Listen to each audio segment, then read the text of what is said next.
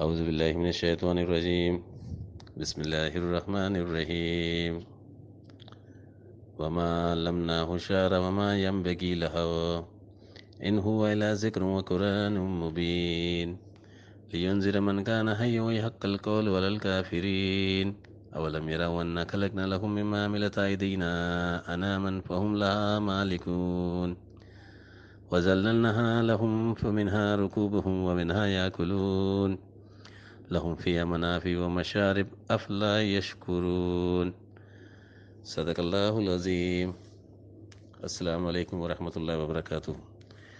یہ سورہ یاسین کی آیتیں ہیں جس میں ارشاد ہوتا ہے، اور ہم نے نہیں علم دیا ان کو شاعری کا، اور یہ مقصد نہیں ہے ان کے لیے، نہیں ہے یہ مگر ایک ذکر اور ایک واضح قرآن، تاکہ وہ خبردار کرے اس کو جو زندہ ہے، اور تاکہ ثابت ہو حق بات کافروں پر۔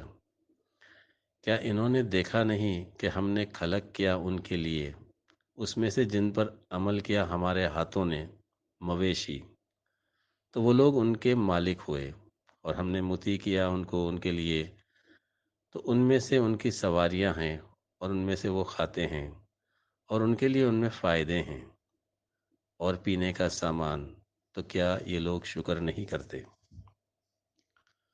وما علمناه الشعر وما ينبغي له۔ شاعری، اہل نظر ہونا اور اہل کرم ہونا، دونوں میں فرق ہے۔ نبی کریم صلی اللہ علیہ وسلم کی آمد کا جو زمانہ ہے، اس وقت عرب کے شعراء بہت بلند پایے کے تھے، ان کا دنیا میں کوئی ثانی نہیں تھا۔ قرآن کریم کو سمجھنے کی ان میں کما حق کا صلاحیت موجود تھی۔ عرب کے سردار، خود ابو جہل اور دوسرے سردار، چپ چپ کر قرآن کریم سنتے تھے۔ رات کی تاریکی میں نبی کریم صلی اللہ علیہ وسلم کے حجرے کے باہر کان لگا کر سنا کرتے تھے، اور بخوبی جانتے تھے، قرآن کے معنی بخوبی جانتے تھے، لیکن اپنی عنایت کے سبب قبول نہیں کرتے تھے۔ شاعری کا تعلق انسان کے حصے لطیف سے ہے، اس لیے اس کا نفسیات پر اثر ہوتا ہے۔ شاعروں کے بارے میں قرآن کریم نے فرمایا وَأَنَّهُمْ يَقُولُونَ مَا لَا يَفْعَلُونَ، کہ یہ جو کہتے ہیں وہ کرتے نہیں ہیں۔ شاعر بہت اعلیٰ فلسفہ بیان کرتے ہیں، اہل نظر ہوتے ہیں، لیکن اہل کرم نہیں ہوتے۔ شاعروں کی مثال اس طرح ہے جس طرح آج کل ہمارے اداکار ہوتے ہیں، اداکاری کمال کی کرتے ہیں، لیکن ان کا حقیقی کردار کچھ اور ہوتا ہے۔ قرآن کا علم اہل کرم بناتا ہے۔ اہل نظر کو زوال آ سکتا ہے، اہل کرم کو کبھی زوال نہیں آتا۔ یہ وہ زندگی ہے جو ابدیت کی ہے۔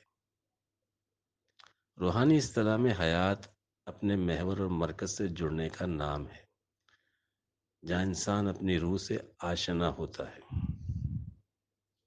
اس لیے فرمایا کہ قرآن کریم کا مقصد کیا ہے؟ لِيُنذِرَ مَنْ كَانَ حَيًّا وَيُحِقَّ الْقَوْلُ عَلَى الْكَافِرِينَ۔ انسان کا محور اور مرکز اس کی روح سے جڑا ہوا ہے۔ جس طرح آج ایک مشین ہے، مشین کے مختلف پرزے ہیں، ان پرزوں کا محور اور مرکز وہ مشین ہوتی ہے۔ جب وہ پرزے اپنی مشین کے ساتھ جڑ جاتے ہیں تو ان کا عمل ظاہر ہوتا ہے، ان کی شناخت ہوتی ہے۔ اگر وہ مشین سے نکال دیے جائیں تو بے عمل ہو جائیں گے، ان کا عمل ساقط ہو جائے گا۔ اسی کا نام موت ہے۔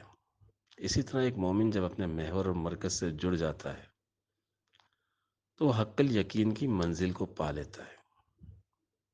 پھر اس کا قول حق ہوتا ہے، اور اس کا قول کافروں پر حجت ہوتا ہے۔ اس مقام پر اللہ اس کو اپنی مملکت میں داخل کرتا ہے۔ پھر وہ اللہ کی عملی مملکت، اللہ کا عملی حکم نافذ کراتا ہے۔ پھر اللہ کہتا ہے کہ اللہ حاکموں کا حاکم نہیں ہے، الیس اللہ بحاکم الحاکمین، تو پھر وہ شہادت دیتا ہے، بلا وانا ذالک من الشاہدین۔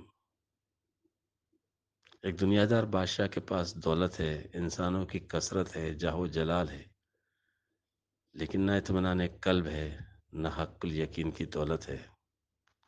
لیکن ایک فرق فقیر ہے دوسری طرف، جس کے پاس اطمینان کی دولت ہے، وہ لا خوف علیہم ولا هم یحزنون کی نعمت سے سرفراز ہے، وہ اللہ کی مملکت میں داخل ہے، اس کی ٹھوکر میں دنیا کی بادشاہتیں ہیں۔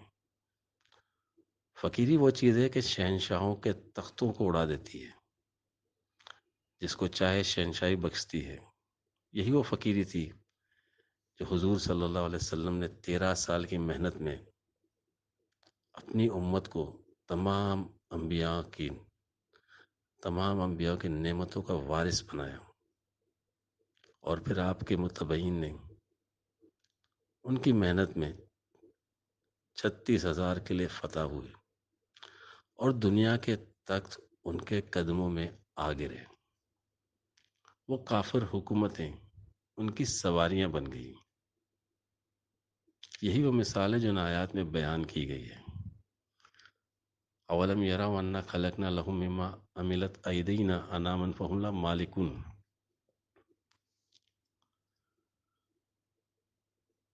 یعنی ایک انسان اپنے مقام سے آگاہ ہو کر اپنی محنت سے، اپنے عمل سے جانوروں کو مسخر کر لیتا ہے،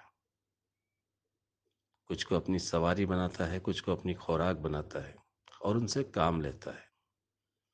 یہ وہ مقام شکر ہے، یہ مقام انسان ہے، کیونکہ انسان تمام جانوروں پر حاکم ہے، اور تمام جانور انسان کی خدمت کے لیے پیدا ہوئے ہیں، اور انسان اللہ کی عبادت اور خدمت کے لیے پیدا ہوا ہے۔ یہ مقام مسلم ہے۔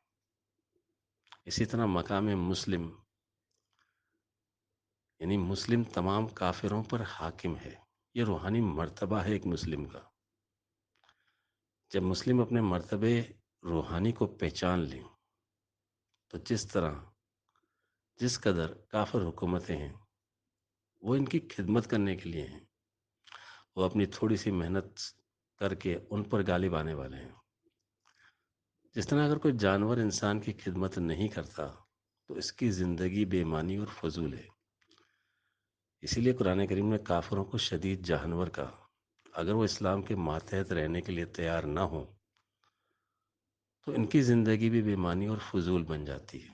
یہ مقام مسلم ہے۔ مسلمان کا مقام روحانیت میں بہت اعلیٰ ہے۔ جب مسلمان اپنے مقام کو سمجھ لیں گے تو اپنے کام پہ لگ جائیں گے، اور دنیا ان کے لیے مسخر ہو جائے گی۔ اقبال: نام نہ لے علم خودی کا، موضوع نہیں مکتب کے لیے ایسے مقالات، بہتر ہے کہ بیچارے معمولوں کی نظر سے پوشیدہ رہیں بعض کے احوال و مقامات۔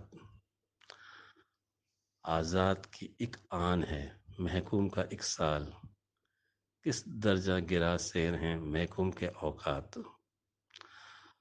آزاد کا ہر لہجہ پیام ابدیت ہے، محکوم کا ہر لہجہ نئی مرگ مفاجات۔ آزاد کا اندیشہ حقیقت سے منور، محکوم کا اندیشہ گرفتار خرافات۔ وآخر دعوانا الحمدللہ رب العالمین۔